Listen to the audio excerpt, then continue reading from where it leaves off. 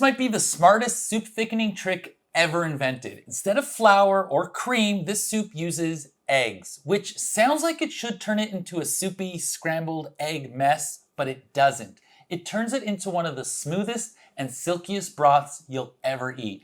And once you know the trick, it's surprisingly easy. Now, I've seen eggs used in hot soup in a lot of Asian cooking, but honestly, I was always a little hesitant to try it myself until I made this soup. This is Avgolemono, a Greek egg and lemon soup. Now, the first time I made it, I was surprised by two things: how simple it was to make and how much my family liked it.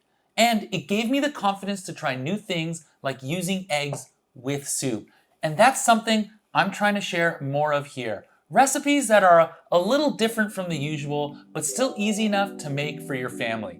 And in this case, this simple dish helped me build a skill and confidence in the kitchen. Let me show you how to make it. Start with about 7.5 cups of chicken stock in a pot. Store-bought works perfectly well here, and if you have bouillon cubes in the fridge, that works great too. Just use whatever stock you have and bring that to a boil. Once it's boiling, add about 120 grams of orzo, a bit more than 1/2 cup. Lower the heat to medium-low and cook until the orzo is tender, about 7 to 8 minutes. And if you don't like orzo, you can use any small shape like these stelline star-shaped pasta I found at the store, or of course rice or Israeli couscous. So while that cooks, I'll prepare the egg and lemon mixture. In a large bowl, or I'm using my oversized measuring cup, just make sure it's big, add 3 whole eggs and the juice of 1 large lemon, about 3 tablespoons or 45 grams if you really want to get specific. But 1 lemon will be fine. Whisk that all together until you get some really nice bubbles.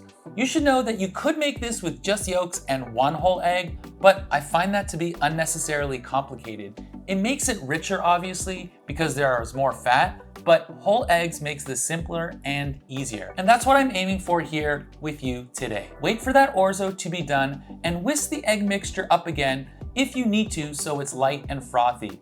Now I'm gonna add the soup to the egg mixture with a ladle. First, I'm going to lower the temperature to low and then scoop up with a ladle some of the soup broth. At this point, you might be thinking, hey Alex, isn't that gonna turn the eggs into scrambled eggs? And that's exactly what tempering prevents. It's the one reason I've lowered the stove to low so that the soup temperature is warm and not boiling hot. Take a ladle of the warm soup broth and slowly drizzle it into the egg mixture while whisking. Keep whisking. Then add another ladle and maybe one more. I did 3 ladles full.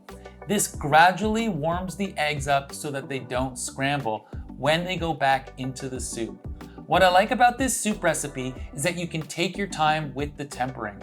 Once the egg mixture feels warm, slowly pour the entire egg mixture back into the pot while stirring.